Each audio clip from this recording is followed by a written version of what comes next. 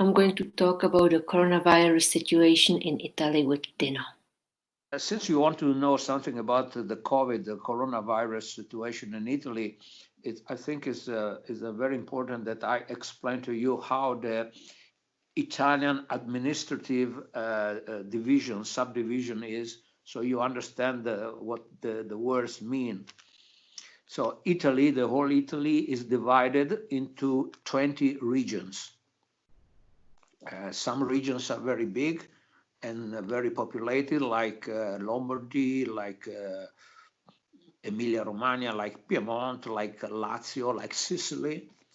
And some regions are really little, with very maybe 200,000 people. Every region normally is divided into provinces. It depends, could be 2 provinces up to 9 provinces, it depends. And the province is divided into what we call comune. To let you understand, is something that you can call it municipality. Yeah. Because I think you have more or less the same. So the head of the municipality is a mayor. Of the province, the head is just the president of the province, and the head of the region is the governor.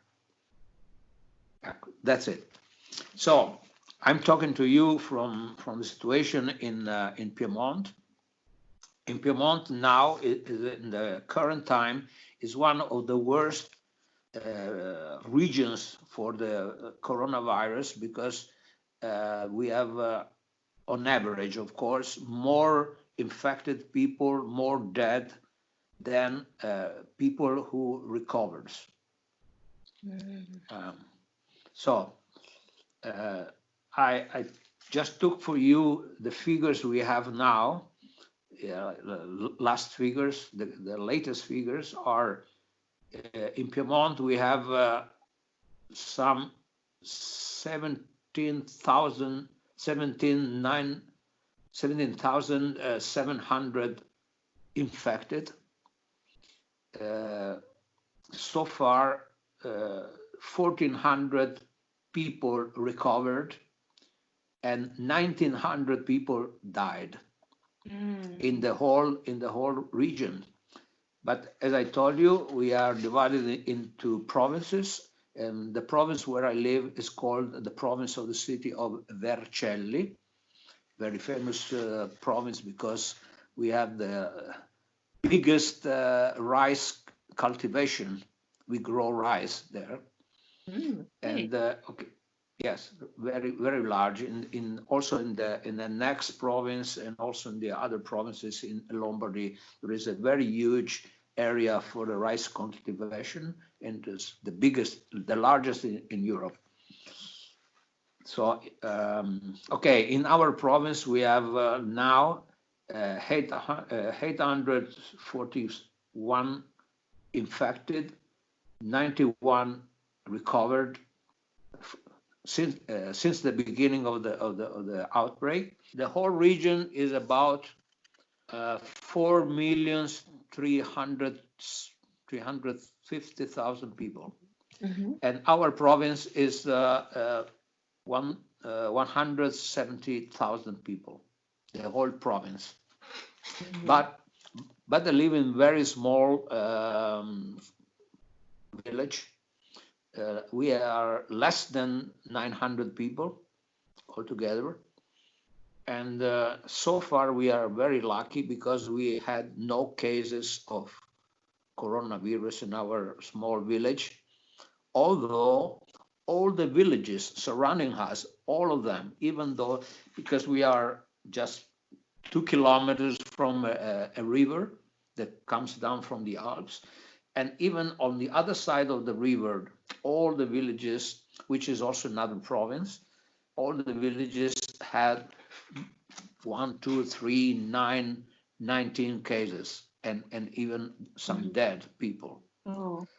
Even I have my daughter, which lives as a bird, as a crow flies, is around 5 kilometers from here, but she has to go all around to find a bridge to come to visit us.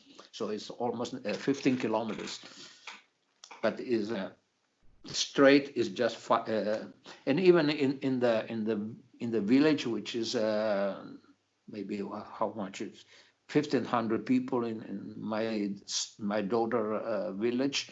They have 9 cases. So we are very lucky. What is the situation in our province or in our region? Because you have to understand one thing, that every governor, so every head of a region can take his own restrictions, maybe different from the restriction given the guidelines from the government. Just to point out, in the region where I was born, the governor decided that people must not go out. Okay. They can go out just for work, if they have a job, for buying food, to go to the pharmacy, or to go to the doctor. That's it. In Lombardy, which is next to us, they have more or less the same, and if they go out, they must wear the mask. You don't in our region. In our region, we are not compelled to wear the mask, and we can go out for running or just walking, but not farther than 200 meters. Okay. From our house, from where we live. So these are the restrictions. And then, of course, we can go buying food and even change, since our village is rather small, we can go to another village, bigger village, where we can find supermarkets and bigger stores. But we have a pharmacy, we have the post office, we have bank, we have everything here, even 2 small groceries, but they don't have so many food items there. So this is the situation in my place. And what happens if somebody violates the rules? Okay. If you violate the rules for the first time, you pay a fine. And actually, it's if you violate the rules, it becomes a penal crime. Okay. So the fine is rather high. You pay 530 euros. And you can go up to 6 months in jail. I see. Okay. And we have the police going around checking. I was stopped twice. The first time they tried to send me back home, and I say, wait, I can go out. They say, no, it's not true, it's not true. Well, then I found out the law. We call the ordinance of the governor. It says that I can go out, but not further than 200 meters, and that's it.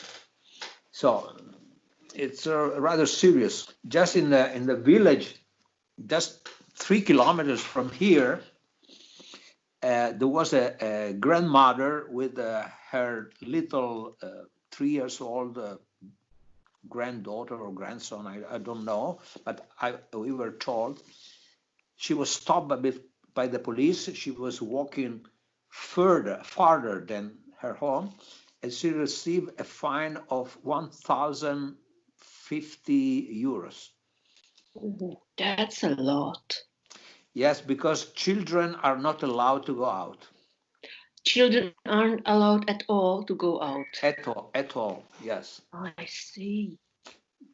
That's a problem. That's a big problem because, of course, if you have a big house, you have a garden, the children can, or a courtyard, maybe the children can play outside. But if you live in the just 60 square meters house and you have three children, this mother is very in dire straits to care about the family, and it happens because you are many celebrities, VIPs in Italy. They on TV they came out. I stay home. I stay home. I stay home.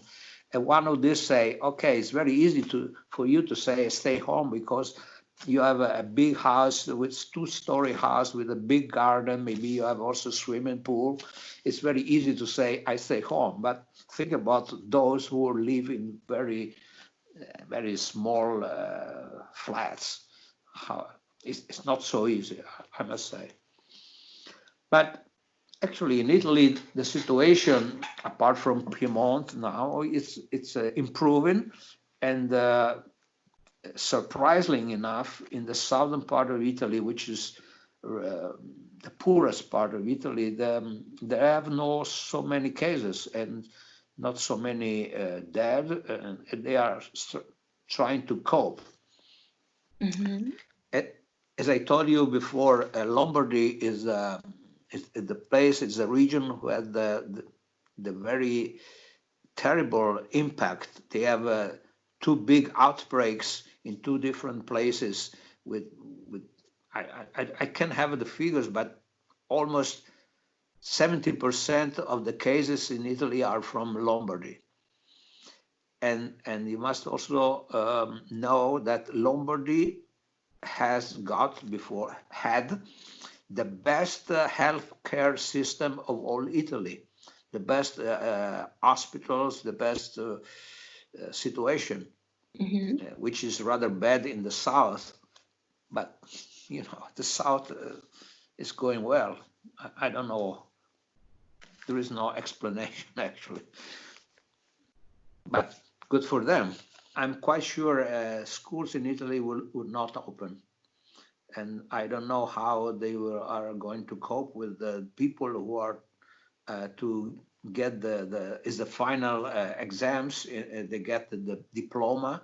They are in the last year of the high school, and even in our school system, we have twice that we can get a diploma. The first time is after 8 years, and the second time is after 13 years of school. So now many people, they don't know how to cope with this. Probably they will do maybe in autumn. I don't know. I don't know. Actually, they would find online solution. Yeah, the problem is that it's very likely this COVID, this flu will appear again in autumn. The situation, as I said, is just something rather new for everyone. I was thinking about my grandparents and also my parents, and they said my grandparents they went on in the difficulties of two wars, the First World War and the Second World War, and my grandmother, I remember because she lived with us. She said that during the famous Spanish fever, she got sick at that time, and you remember the Spanish fever killed in the whole West some 50 million people. Yeah. Yeah, and but now we are almost something like a war. At that time, actually, they had during the war the curfews, especially during bombing of the cities. So thank you so much for telling me You're welcome. how is it like in your region in Italy. It was so interesting. Thank you so much. You're welcome. Bye bye. Bye bye. Bye bye.